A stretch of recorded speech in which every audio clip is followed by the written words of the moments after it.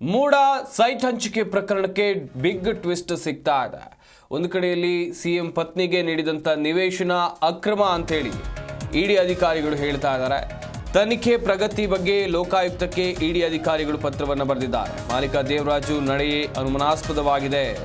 ಮಲ್ಲಿಕಾರ್ಜುನ್ ಸ್ವಾಮಿ ಹೇಳಿಕೆ ಸುಳ್ಳು ಅಂತ ಇಡಿ ಅಧಿಕಾರಿಗಳು ತಿಳಿಸಿದ್ದಾರೆ.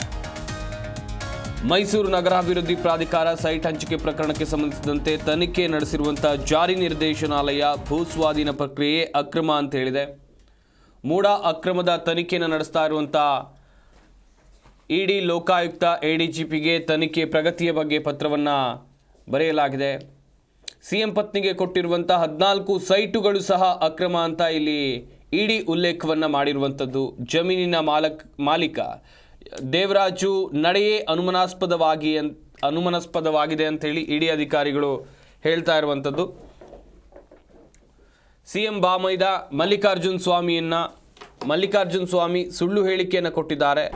ವರ್ಕ್ ಆರ್ಡರ್ ಆದ ಜಾಗದಲ್ಲಿ ಬಡಾವಣೆ ನಿರ್ಮಿಸಿ ಫಲಾನುಭವಿಗಳಿಗೆ ಸೈಟನ್ನು ಹಂಚಿಕೆ ಮಾಡಲಾಗಿತ್ತು.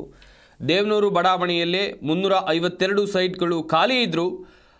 ಅಲ್ಲಿ ಸೈಟ್ ಮಂಜೂರು ಮಾಡದೆ ಪ್ರತಿಷ್ಠಿತ ವಿಜಯನಗರ ಬಡಾವಣೆಯಲ್ಲಿ 14 ಸೈಟುಗಳನ್ನು ಹಂಚಿಕೆ ಮಾಡಿದ್ದನ್ನು ನೋಡಿದಾಗ ಭಾರೀ ಅಕ್ರಮ ನಡೆದಿರೋದು ಮೇಲ್ನೋಟಕ್ಕೆ ದೃಢವಾಗ್ತಾ ಇದೆ ಅಂತೇಳಿ ಇಡಿ ಅಧಿಕಾರಿಗಳು ಹೇಳ್ತಾ ಇದ್ದಾರೆ. ಕಾದು ನೋಡಬೇಕು. ಇಡಿ ಅಧಿಕಾರಿಗಳ ಈ ತನಿಖೆ ಮತ್ತೆ ಮುಖ್ಯಮಂತ್ರಿ ಸಿದ್ದರಾಮಯ್ಯನವರಿಗೆ ಸಂಕಷ್ಟವನ್ನು ತಂದೊಡ್ಡುತ್ತಾ ಎನ್ನುವುದಾಗಿದೆ. ಸಿಎಂ ಪತ್ನಿಗೆ ಸೈಟ್ ಹಂಚಿಕೆ ಅಕ್ರಮ ಅಂತೇಳಿ ಇಡಿ ಅಧಿಕಾರಿಗಳು ಹೇಳ್ತಾ ಇದ್ದಾರೆ. ತನಿಖೆ ಪ್ರಗತಿ ಬಗ್ಗೆ ಲೋಕಾಯುಕ್ತಕ್ಕೆ ಇಡಿ ಅಧಿಕಾರಿಗಳು ಪತ್ರವನ್ನು ಬರೆದಿದ್ದಾರೆ. ಸೈಟ್ ಮಾಲೀಕ ದೇವರಾಜು ನಡೆಯೇ ಅನುಮಾನಾಸ್ಪದವಾಗಿ ಇದೆ. ಮಲ್ಲಿಕಾರ್ಜುನ್ ಸ್ವಾಮಿ ಹೇಳಿಕೆ ಸುಳ್ಳು ಅಂತೇಳಿ ಇಡಿ ಅಧಿಕಾರಿಗಳು ಹೇಳ್ತಾ ಇದ್ದಾರೆ. ಗಮನಿಸಬೇಕಾದಂಥ ವಿಚಾರ ಇದು. ಮೈಸೂರು ನಗರಾಭಿವೃದ್ಧಿ ಪ್ರಾಧಿಕಾರ ಸೈಟ್ ಹಂಚಿಕೆ ಪ್ರಕರಣಕ್ಕೆ ಸಂಬಂಧಿಸಿದಂತೆ ಇಡಿ ಅಧಿಕಾರಿಗಳು ನಡೆಸಿರುವಂಥ ತನಿಖೆಯಲ್ಲಿ ಗೊತ್ತಾಗಿರುವಂಥ ಒಂದಷ್ಟು ಅಂಶಗಳಿವೆ. ಈಗಾಗಲೇ ಪ್ರಕರಣಕ್ಕೆ ಇಡಿ ಅಧಿಕಾರಿಗಳು ಎಂಟ್ರಿ ಆಗಿ ದೂರುದಾರನ ವಿಚಾರಣೆಯನ್ನು ನಡೆಸುವಂಥ ಕೆಲಸವನ್ನು ಮಾಡಿದೆ. ಅಷ್ಟೇ ಅಲ್ಲದೆ ದೂರುದಾರರಲ್ಲಿ ಬೇಕಾದಂಥ ಅಗತ್ಯ ದಾಖಲಾತಿಗಳೇನಿದೆ ಇದನ್ನು ಕೂಡ ಈಗಾಗಲೇ ಪಡೆದುಕೊಳ್ಳುವಂಥ ಕೆಲಸವನ್ನು ಜಾರಿ ನಿರ್ದೇಶನಾಲಯದ ಅಧಿಕಾರಿಗಳು ಮಾಡಿದ್ದಾರೆ. ಇದರ ಮುಂದುವರಿದ ಭಾಗವಾಗಿ ನೋಡ್ತಾ ಹೋಗುವುದಾದರೆ ಸಿಎಂ ಪತ್ನಿಗೆ ಸೈಟ್ ಹಂಚಿಕೆ ಮಾಡಿದ್ದು ಅಕ್ರಮ ಎನ್ನುವಂಥದ್ದು ಗೊತ್ತಾಗ್ತಾ ಇದೆ.